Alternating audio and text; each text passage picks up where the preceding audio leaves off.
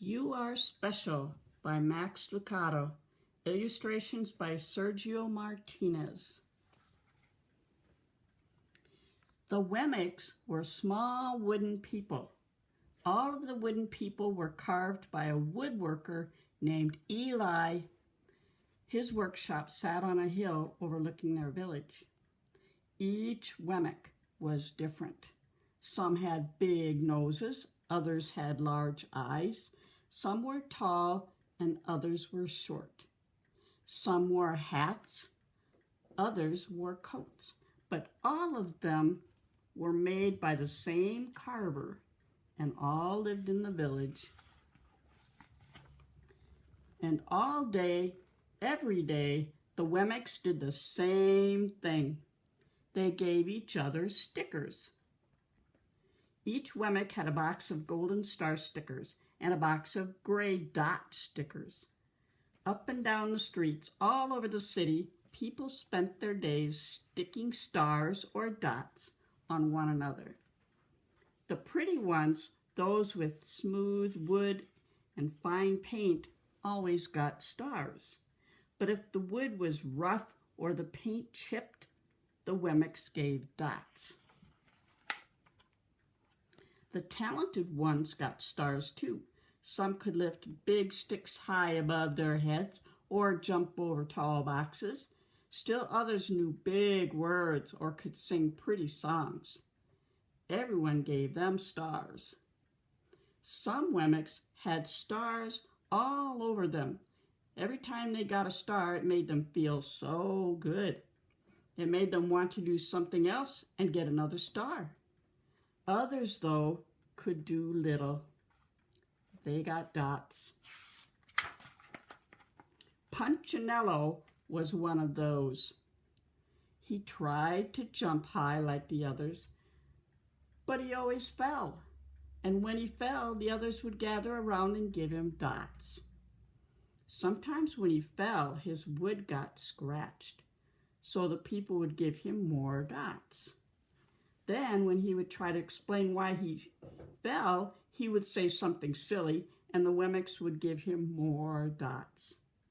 After a while, he had so many dots that he didn't want to go outside.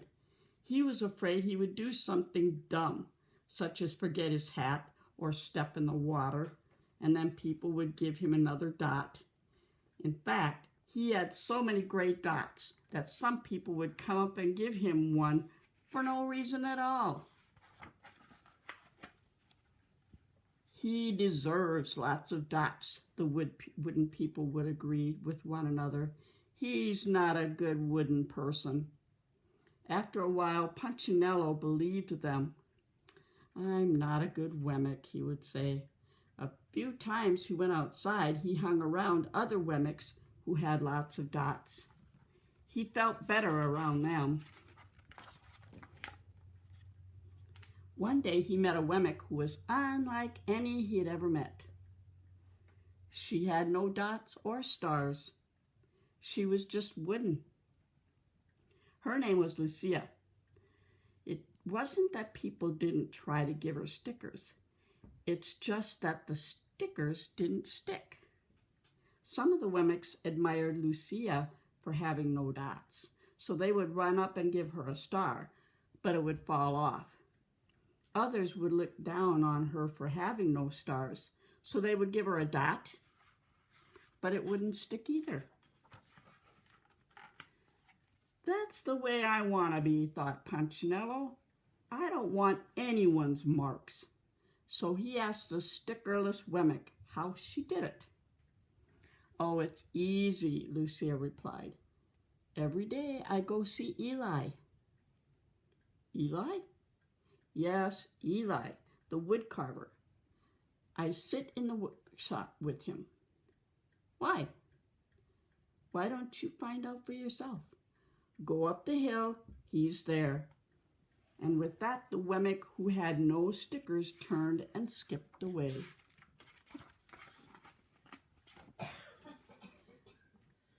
But will he want to see me?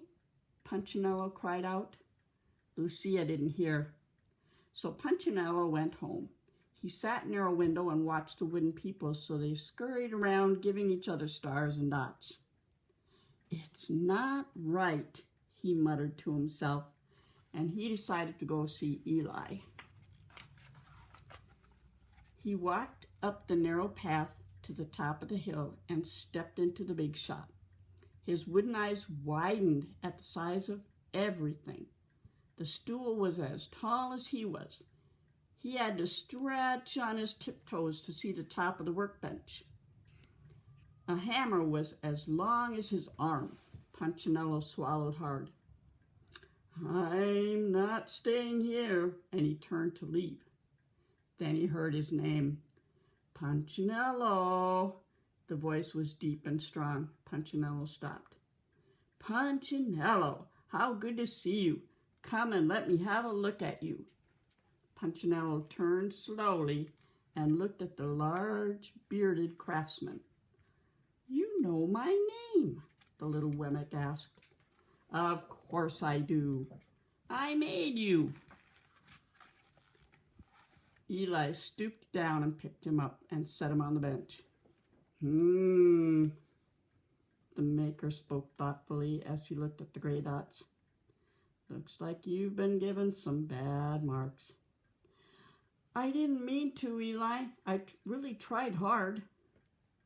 "Oh, you don't have to defend yourself to me, child. I don't care what the other Wemmicks think."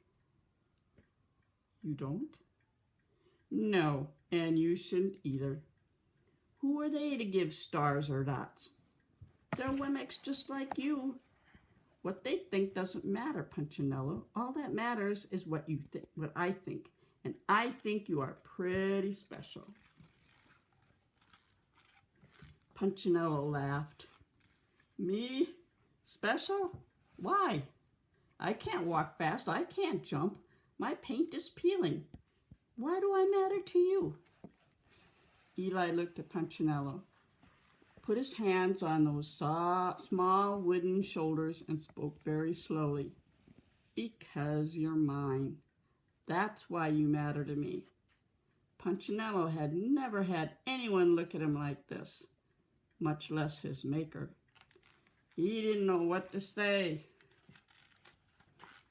"Every day I've been hoping you'd come," Eli explained. "I came because I met someone who had no marks," said Punchinello. "I know. She told me about you. Why don't the stickers stay on her?" The maker spoke softly. "Because she has decided that what I think is more important than what they think.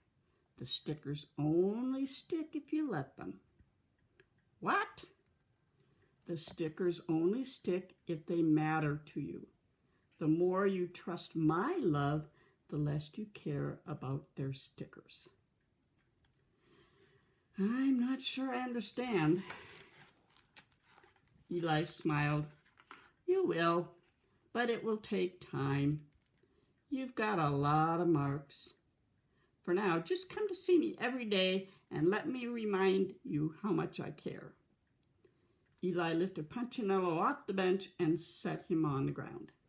"Remember," Eli said as the Wemmick walked out the door, "you are special because I made you, and I don't make mistakes." Punchinello didn't stop, but in his heart he thought, "I really think he means it." And when he did, a dot fell to the ground. The end.